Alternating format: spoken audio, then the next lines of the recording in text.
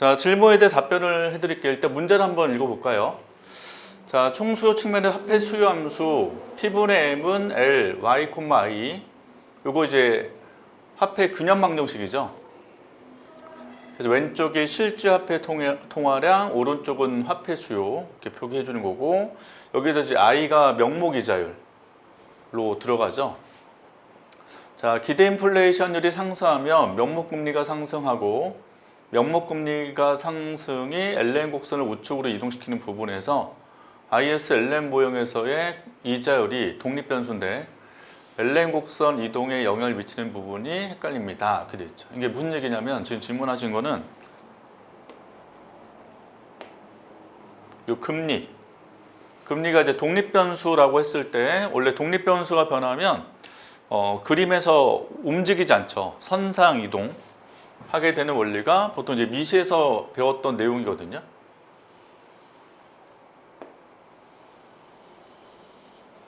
다시 새로 보시면 우리 수요 곡선 그려볼게요.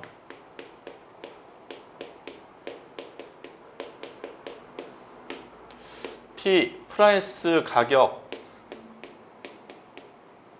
그리고 가로는 수요량. 이렇게. 그럼 이제 가격이 변할 때 수요량이 변하죠. 그러니까 이때 이제 가격을 뭐라고 해요? 독립 변수라고 하는 거죠. 가격이 변할 때 수요량이 영향을 받는다. 그래서 우리가 이제 중고등학교 때 함수집 배웠을 거예요. y는 fx. 예를 들어서 y는 ex. 이렇게 나오면 x가 1일 때 y는 2라는 값이 왔잖아요. 그래서 x는 1, 이게 뭐다? 독립 변수. y는 2, 종속 변수. 그래서 x 값이 결정이 되면 y가 따라서 값이 결정되는 것처럼 y를 종속 변수, x를 독립 변수라고 한단 말이에요. 그러면 여기다 표기할 때 가격이 얼마일 때, 수요량이 얼마다 했을 때 지금 축이 세로가 가격이란 말이에요.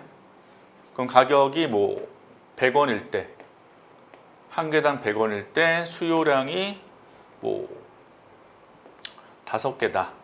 그럼 여기 이제 점을 찍죠. 요점. 가격이 50원이다 하면 수요량이 10개다.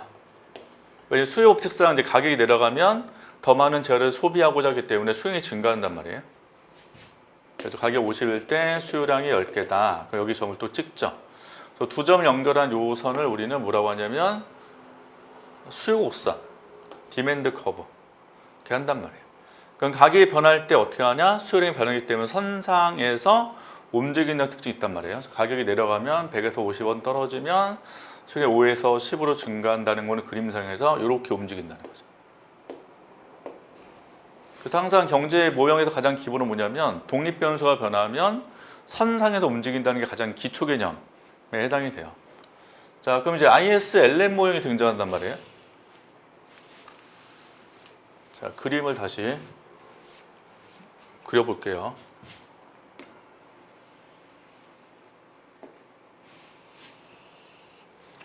자, IS LN 모형 볼 때 세로가 이자율 표시하죠. 자, 이자율 표기를 어떤 책은 R로 쓰는 경우도 있고 I로 쓰는 경우가 있는데 하여튼 이제 표기는 좀 무시하시고 일단 여기다 이자율로 쓸게요. 그 다음에 Y가 국민소득.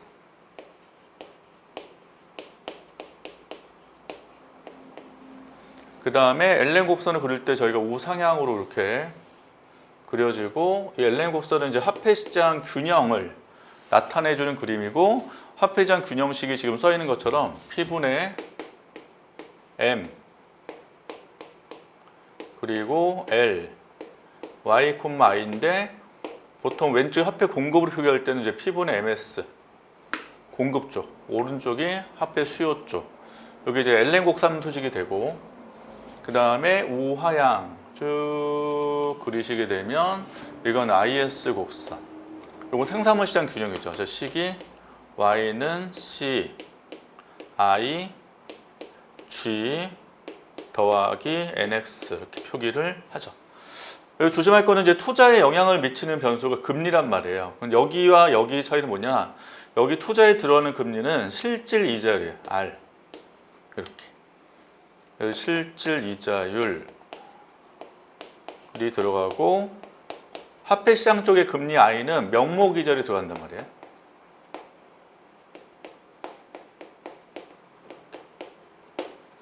자, 그럼 여기서 실질 명목을 여기에 넣는단 말이에요. 넣었을 때 두 개 차이가 없는 경우는 어떤 경우냐면 물가가 변하지 않을 때. 그러니까 물가가 변하지 않으면 실질과 명목이 똑같은데 그걸 우리 피자 방정식으로도 확인할 수 있죠. 그래서 명목금리 I는 실질 이자율 더하기 뭐 예상 인플레이션율 이렇게. 그래서 물가 상승률이 뭐라면 이게 0이라고 하면 이게 없으니까 명목 실질 같단 말이에요. 그래서 여기다가 명목이라고도 하고 실질이라고도 하는 이유는 뭐냐면 원래 ISLM 모형의 기본 가정 중에 하나가 뭐냐면 물가는 고정돼 있다라고 가정을 하고 간단 말이에요. 근데 지금 이제 질문하신 것은 기대 인플레이션 상률이 상승하면 이렇게 나왔단 말이에요. 그 기대 인플레이션이 상승한다는 건 물가 변한다는 걸 전제하죠. 그 물가 변할 때는 명목과 실질이 달라져요. 지금 이게 존재하니까. 그래서 만약에 뭐 실질금리가 2%다. 기대 인플레이션이 3%다. 그 명목금리 지금 5%일 거 아니에요? 그럼 명목 실질이 달라지기 때문에 물가가 변한다고 가정한다. 물가가 존재한다고 가정하면 여기를 명목 실질, 실질 실질을 고민하셔야 된다.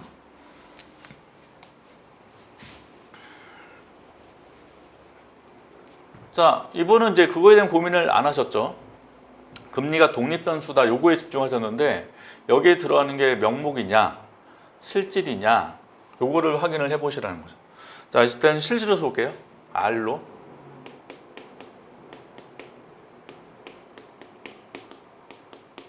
이런 식으로. 자, 그럼 요거를 실제로 써볼게요. R은 I 빼기 파이 이런 식으로. 그럼 명목금리가 고정되어 있을 때 기대 인플레이션율이 상승하면 실질금리 어떻게 돼요? 떨어지죠. 그래서 LM 곡선 선상에서 보시게 되면 실질금리가 이제 IS 지워볼게요.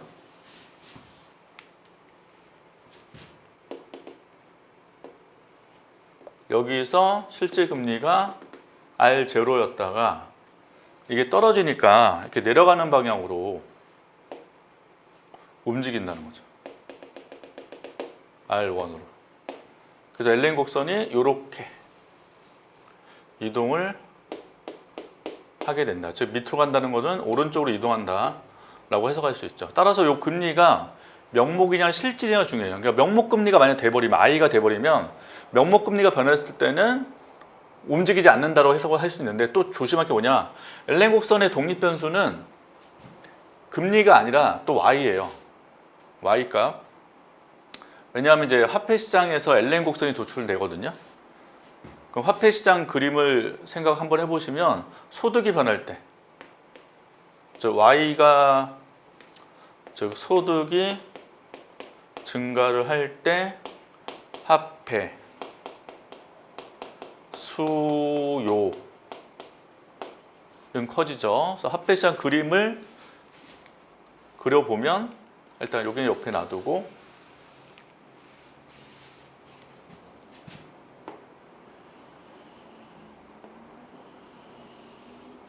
화폐시장 그림이에요. 금리, 화폐 공급, P분의 MS, 화폐 수요, 우하양, L, Y, I. 다시 여기를 이제 정확히 하면 I로 쓰는 게 맞죠? 화폐 시장이니까. 그럼 I가 여기서는 독립변수 맞아요. 그럼 소득이 늘었죠. 소득이 증가하면 화폐 수요선이 증가를 한단 말이에요.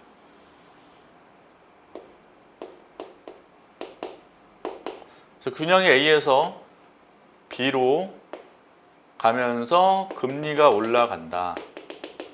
그래서 소득 증가, 화폐 증가니까 I 값이 즉 명목 이자율이 올라간다.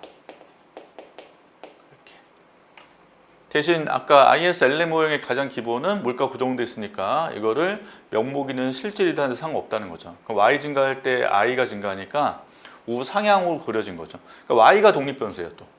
그러니까 이런 차이가 있다는 걸 좀 알아두시면 좋겠어요. 자, 하여튼 LM 곡선이 지금 오른쪽으로 이동을 했죠.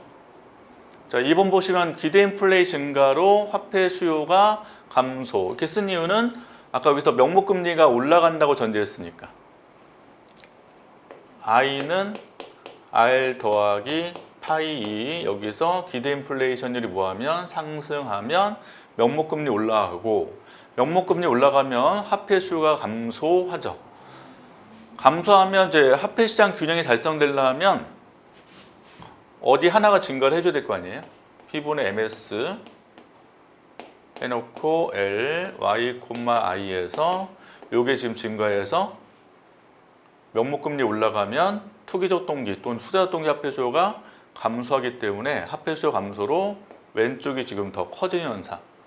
그럼 는델라면 Y가 어떻게 돼요? 커져야 되겠죠. 그래서 Y가 커지려면 LM이 오른쪽으로 움직여져야 되죠. 통화량 증가가 아니라 LM 곡선 자체가 우측으로 이동한다라고 해석을 해주시면 되고, 따라서 이게 AD 곡선도 우측으로 이동한다라고 할 수 있죠. 자, 이 부분에서 기대 인플레이션 증가로 사람들이 앞으로 물가가 오를 것을 예상하여 소비를 촉진하면서 화폐 보유량이 낮아져 시중의 통화량이 증가하는 것으로 이해해도 되는지 궁금합니다. 이렇게 쓰시면 안 돼요. 여기 끝내셔야 돼요. 이 앞에까지만. 다시 이게 LM 곡선 우측 이동으로 AD 곡선이 우측으로 이동하는 건데, 지금 여기 밑에 쓰신 내용은 뭐냐면 소비 촉진하니까 화폐 보유량이 낮아진다. 그러니까 돈을 쓰니까 화폐 보유량이 줄어든다라고 지금 이분은 해석을 하셨고, 그럼 시중의 통화량이 증가하는 것으로, 자, 화폐 보유량이 낮아져서 통화량이 증가하는 건 아니거든요. 그래서 기본적으로 여기 끝내셔야 돼요.